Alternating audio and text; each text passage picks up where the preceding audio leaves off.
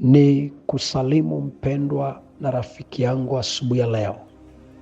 Naomba nikukaribishe kwa ajili ya neno la Mungu.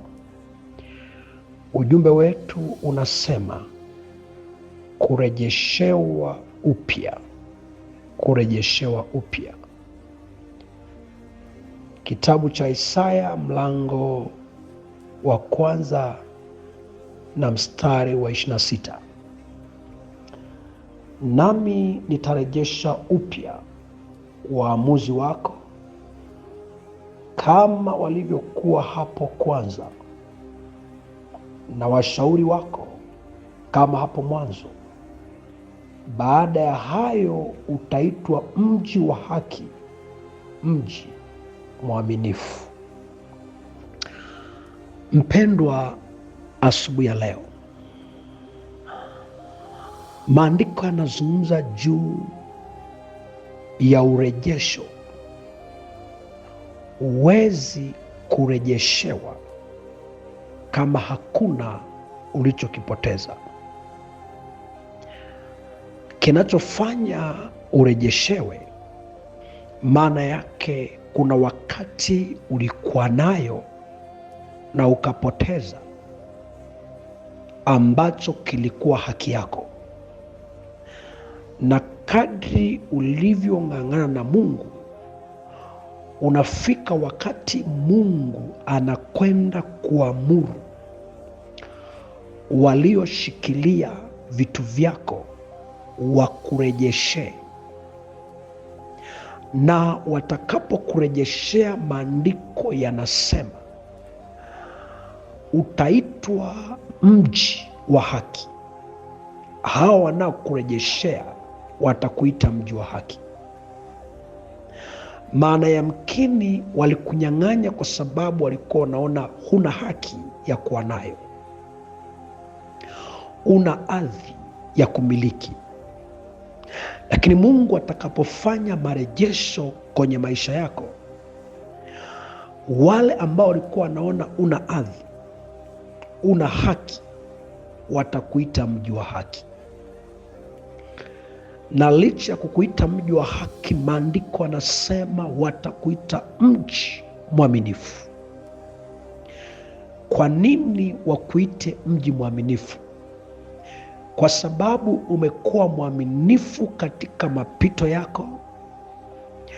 Umekuwa mwaminifu kwa mazito na majaribu ambayo umekutana nayo. Katikati ya magumu umeendelea kumwamini Mungu kwenye maisha yako. Kwa sababu kuna wengi wakati ulipokuwa unapita walitegemea umwache Mungu, walitegemea umtukane Mungu. Lakini kwa sababu ya uaminifu ambao umekuwa nao, maandiko yanasema utakaporejeshewa upya, watakuita mji mwaminifu. Uaminifu wa kwako umesababisha marejesho mapya katika maisha yako. Tafsiri nyingine, maana yake usiposimama kwenye uaminifu, ni vigumu kurejeshewa upya. Anaposema juu ya marejesho, maana yake Mungu atarejesha upya afya yako. Mungu atarejesha upya kilicho haki yako, kilichopotea. Chochote ambacho umekipoteza kilicho haki yako, Mungu atarejesha kwa upya. Utaanza mwanzo mpya ambaye kila mtu atashuhudia.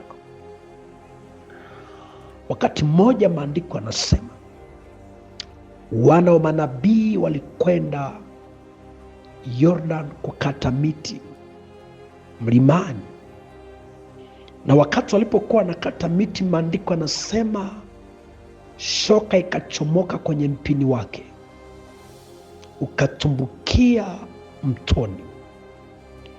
Yule mwenye shoka akasikia vibaya, akakata tamaa, akajilaumu kama unavyojilaumu. Lakini mtu wa Mungu akasikia sauti ya mtoto wake wa kiroho, akamuuliza, ni kwa nini unajilaumu? Ndipo akasema, shoka ilikuwa sio yangu, nilikuwa nimekiazima. Mpendwa, ayamkini umekuwa na machozi kwa sababu kuna vitu ulivyopoteza kwenye maisha yako. Na alipomwambia kilikuwa cha watu, akamuuliza kimeangukia wapi?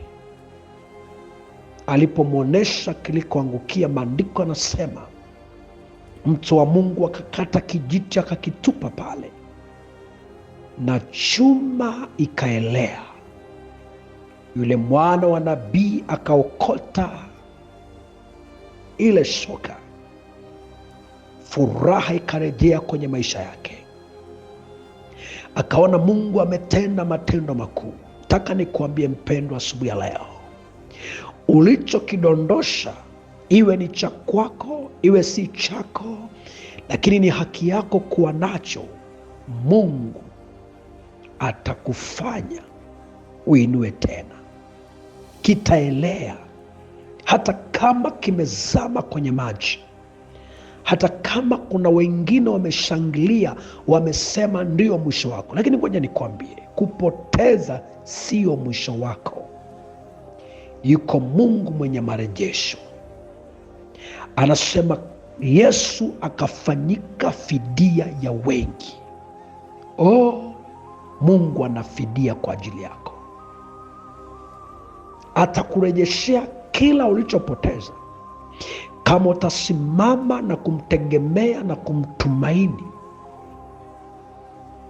Mungu anarejesha kwa upya kila ulichokipoteza, iwe ni biashara, iwe ni ndoto ulikuwa nazo, iwe ni huduma yako. Amini ya kwamba Mungu anarejesha kwa upya. Pengine ndoa yako imevurugika, watoto wametawanyika, mume ameondoka, mke amekuacha.